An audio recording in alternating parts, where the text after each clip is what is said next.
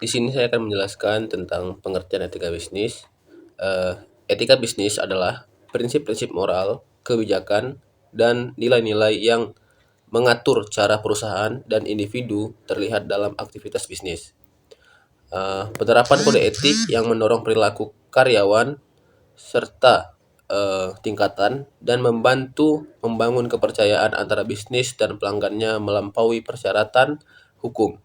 Etika bisnis sendiri memastikan adanya tingkat kepercayaan dasar tertentu antara konsumen dan berbagai bentuk pelaku pasar dengan bisnis.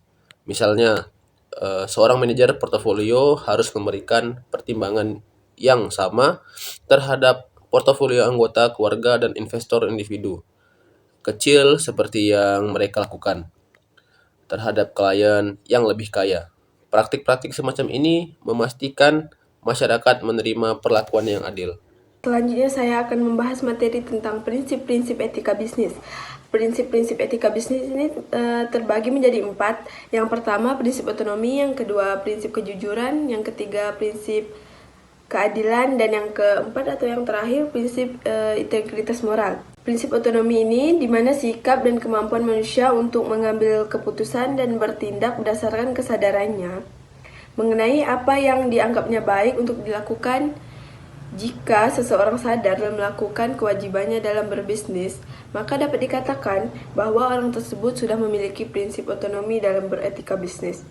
Yang kedua, prinsip kejujuran, di mana terdapat 3 lingkup kegiatan bisnis yang bisa ditunjukkan secara jelas bahwa bisnis tidak akan bisa bertahan lama dan berhasil kalau tidak didasarkan pada kejujuran.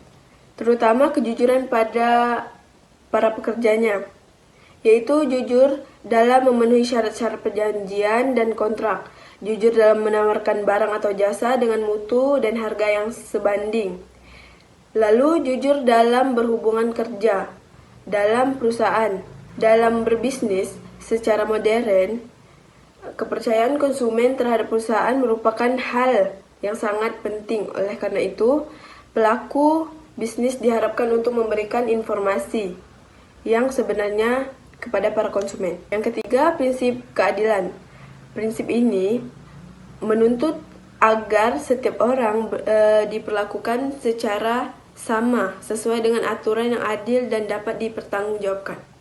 Yang keempat atau yang terakhir, prinsip integritas moral.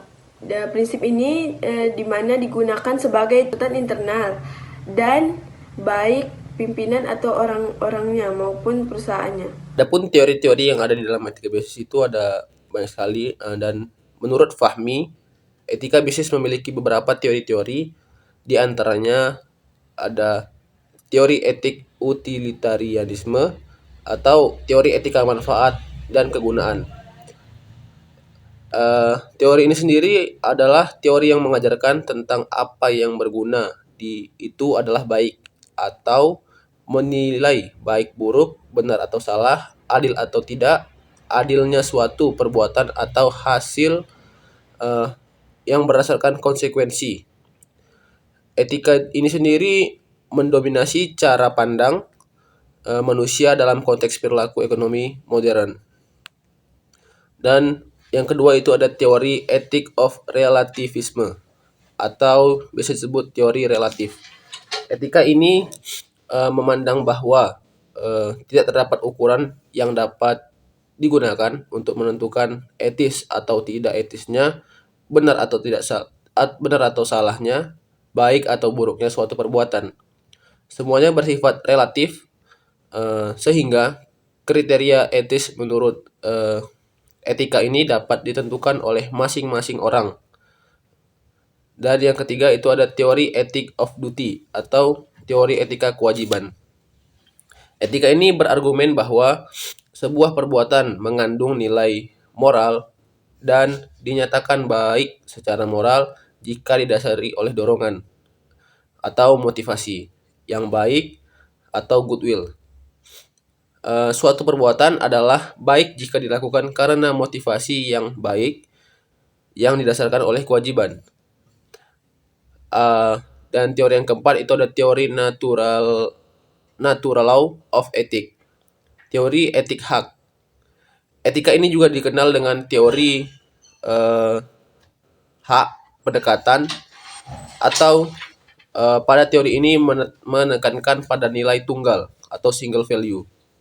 Keputusan dan tindakan tersebut diletakkan berdasarkan pada hak-hak individu yang menjamin kebebasan memilih atau freedom choice. Dan yang terakhir itu ada teori ethic of virtue. Dalam bahasa lainnya disebut teori etika keutamaan.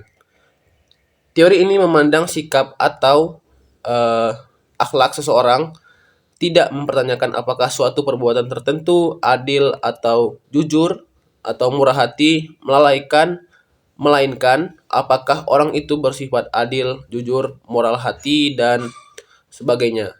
Dalam etika bisnis, keutamaan ini yang harus diwarnai sifat dan karakter setiap pebisnis, seperti kejujuran, fairness, kepercayaan, dan keuletan. Cakupan etika bisnis dalam ekonomi pasar global untuk bisa survive jika mampu bersaing.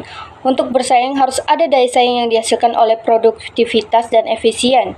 Untuk itu diperlukan etika dalam bisnis karena praktik bisnis yang tidak etis dapat mengurangi produktivitas dan mengekang efisiensi dalam berbisnis. Richard T. D. George, 1986, dalam Teguh Wahyono, 2006, memberikan 4 macam kegiatan yang dapat dikategorikan sebagai cakupan etika bisnis. Ada A. Penerapan prinsip etika umum ke dalam praktik-praktik khusus dalam bisnis. B. Etika bisnis di samping menyangkut penerapan prinsip etika pada kegiatan bisnis juga merupakan mata etika yang menyoroti apakah perilaku yang dinilai etis atau tidak secara individu dapat diterapkan pada organisasi atau perusahaan bisnis. C. Etika bisnis menyoroti moralitas sistem ekonomi pada umumnya serta sistem ekonomi suatu negara pada khususnya. D. Etika bisnis juga menyangkut bidang yang biasanya sudah meluas lebih dari sekedar etika, seperti misalnya ekonomi dan teori organisasi. Pada keempat bidang tersebut, etika bisnis membantu para pelaku bisnis untuk melakukan pendekatan moral dalam bisnis secara tepat. Etika bisnis akan membuat pengertian bahwa bisnis tidak sekedar bisnis, melainkan suatu kegiatan yang menyangkut hubungan antar manusia sehingga harus dilakukan secara manusiawi. Penerapan teori etika bisnis.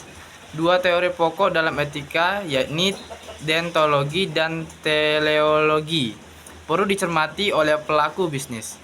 Teori deontologi dalam bisnis berarti menegaskan 3 hal pokok. Pertama, bahwa motivasi tindakan atau putusan bisnis bukanlah demi suatu yang lain di luar tujuan moral bisnis, melainkan justru melakukan apa yang merupakan kewajiban moral bisnis itu sendiri. Yang termasuk dalam kewajiban moral bisnis misalnya untuk membuka lapangan pekerjaan, meningkatkan kesejahteraan masyarakat, mendayagunakan sumber daya agar produktif, merelasikan bakat dan potensi tenaga kerja, dan sebagainya. Yang kedua, bahwa setiap orang dan